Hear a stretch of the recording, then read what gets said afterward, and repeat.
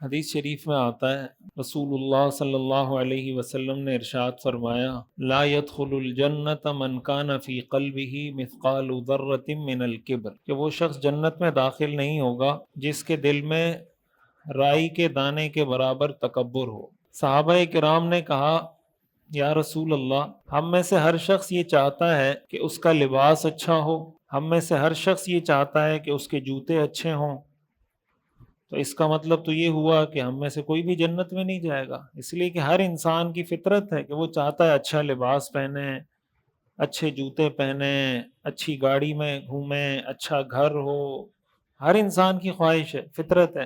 تو حضور نے جب یہ فرمایا کہ جس کے دل میں ذرہ برابر تکبر ہوگا وہ جنت میں داخل نہیں ہوگا، تو صحابہ نے یہ سوال کیا۔ صحابہ کے ذہن میں جو بات آتی تھی وہ سوال کر لیا کرتے تھے، پوچھ لیا کرتے تھے کہ ہم میں سے ہر آدمی یہ چاہتا ہے کہ میرا لباس اچھا ہو، میرے جوتے اچھے ہوں، تو پھر اس کا کیا حل ہے؟ اس پر رسول اللہ صلی اللہ علیہ وسلم نے ارشاد فرمایا ان اللہ جمیل یحب الجمال، کہ اللہ جمیل ہے، جمال کو پسند کرتا ہے، اللہ خوبصورت ہے، خوبصورتی کو پسند کرتا ہے۔ یعنی اگر کوئی آدمی یہ چاہتا ہے کہ میرا لباس اچھا ہو، یہ تو خوبصورتی کی بات ہے۔ کوئی آدمی یہ چاہتا ہے کہ میرے جوتے اچھے ہوں، یہ خوبصورتی کی بات ہے۔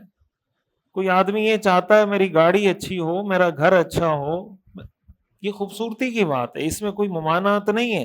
اور جو آدمی یہ کہتا ہے نا کہ میں نہیں چاہتا کہ میرا لباس اچھا ہو، میں نہیں چاہتا کہ میرے جوتے اچھے ہوں، اس کا مطلب یہ فطرت پر نہیں ہے۔ جو آدمی یہ کہے نا کہ مجھے اچھا لباس اچھا نہیں لگتا، اس کا مطلب اس کو اچھی چیز اچھی نہیں لگتی۔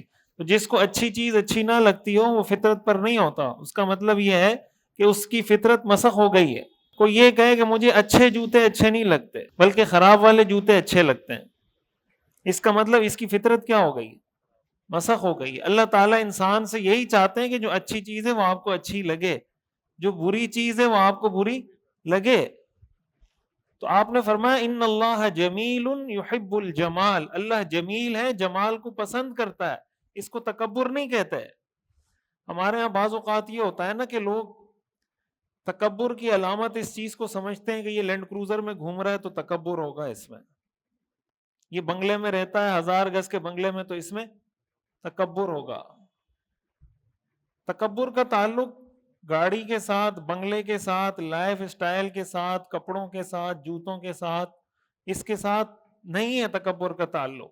پھر حضور علیہ الصلوۃ والسلام نے تکبر کی ڈیفینیشن بتائی۔ آپ نے فرمایا اصل میں تکبر اس کو نہیں کہتے، تکبر نام ہے غمط الناس و بطر الحق، یہ دو چیزیں جس کو تکبر کہتے ہیں، اس کو اچھے طریقے سے سمجھنا چاہیے۔ ہم یہ لفظ تو بار بار سنتے ہیں نا، تکبر تکبر، یہ بھی پتہ ہونا چاہیے تکبر کہتے کس کو ہے، یہ بھی پتہ ہونا چاہیے متکبر کون ہوتا ہے۔ آپ نے فرمایا غمط الناس، پہلی نشانی متکبر کی یہ ہوتی ہے کہ وہ لوگوں کو حقیر سمجھتا ہے، لوگوں کو اپنے سے، آپ اچھا لباس پہنے اس پہ پابندی نہیں ہے، لیکن اپنے اچھے لباس کی وجہ سے دوسرے کم لباس والے کو اپنے سے کمتر سمجھیں، یہ تکبر ہے۔ آپ کے اچھے لباس پہننے پہ کوئی پابندی نہیں ہے، آپ پراڈو میں گھومیں، لینڈ کروزر میں گھومیں، لیکن سائیکل والے کو اپنے سے کمتر سمجھیں کہ یہ نیچ ہے اور میں اعلیٰ نسل کا، اعلیٰ ذات کا آدمی ہوں اس لیے کہ یہ سائیکل پہ گھوم رہا ہے، میں پراڈو میں گھوم رہا ہوں، یہ تکبر ہے۔ تو تکبر کا تعلق اس چیز سے نہیں ہے کہ آپ پراڈو میں گھوم رہے ہیں یا آپ سائیکل پہ گھوم رہے ہیں، تکبر کا تعلق یہ ہے کہ آپ اپنے سے نیچے والے کو کم تر سمجھتے ہیں یا نہیں سمجھتے۔ اب یہ متکبر غریب آدمی بھی ہو سکتا ہے، امیر آدمی بھی ہو سکتا ہے، لینڈ کروزر والا بھی ہو سکتا ہے اور سائیکل والا بھی ہو سکتا ہے۔ حدیث میں آتا ہے نا، 3 لوگ ایسے ہیں جن کی طرف اللہ قیامت کے دن رحمت کی نظر اٹھا کے نہیں دیکھے گا۔ ثلاثۃ لا یکلمہم اللہ یوم القیامۃ ولا ینظر الیہم ولا یزکیہم، نہ اللہ ان سے بات کرے گا، نہ ان کی طرف رحمت کی نظر اٹھا کے دیکھے گا، اور نہ ان کو گناہوں سے صاف کرے گا، پاک کرے گا۔ ان میں سے ایک شخص، آپ نے فرمایا العائل المتکبر، وہ آدمی جو غریب بھی ہو، تکبر بھی کرتا ہو۔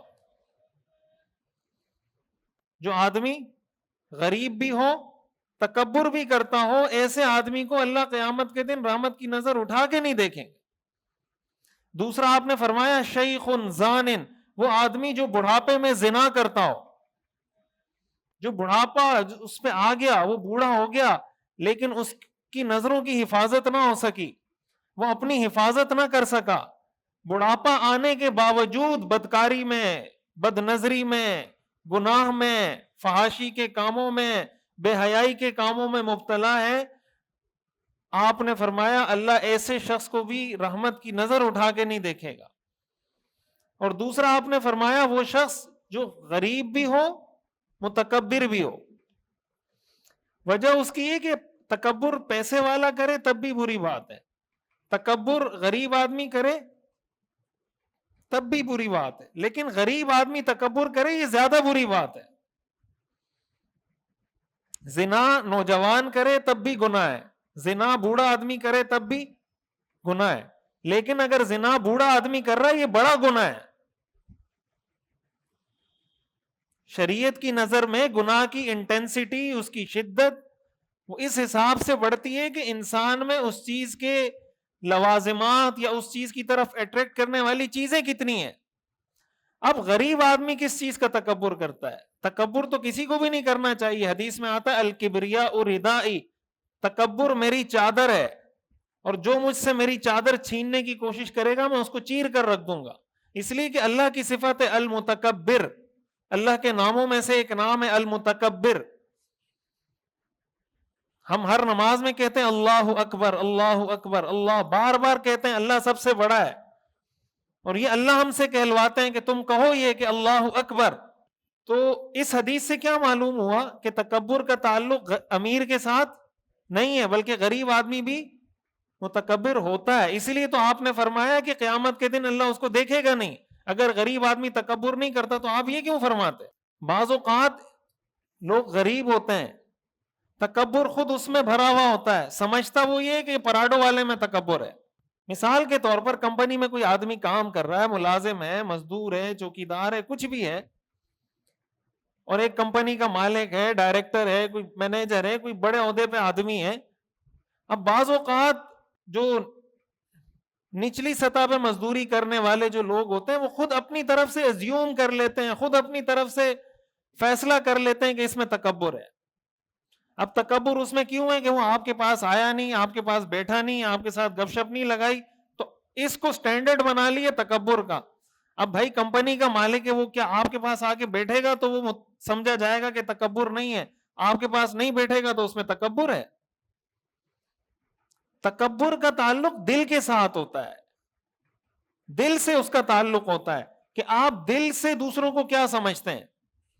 تو اگر کوئی غریب آدمی کسی امیر کو اپنے سے حقیر سمجھ رہا ہے نا، یہ بھی تکبر ہے، اور کوئی امیر آدمی کسی غریب کو اپنے سے حقیر سمجھ رہا ہے، یہ بھی تکبر ہے۔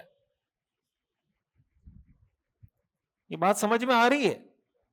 بھائی امیر آدمی اگر غریب کو سمجھے کم سمجھے، اس کو تو تکبر سمجھا جاتا ہے نا کہ یہ بڑی گاڑیوں میں گھومتا ہے، اس کو ہم انسان ہی نہیں نظر آتے، لیکن اس کو ہمارے معاشرے میں تکبر نہیں سمجھا جاتا کہ غریب آدمی امیر آدمی کو نیچا سمجھے، بلکہ اس کو بہادری کی علامت سمجھا جاتا ہے کہ دیکھیں میں اتنا حقگو آدمی ہوں، کمپنی کا سیٹ ہے، میں پھر بھی کوئی پرواہ نہیں کرتا۔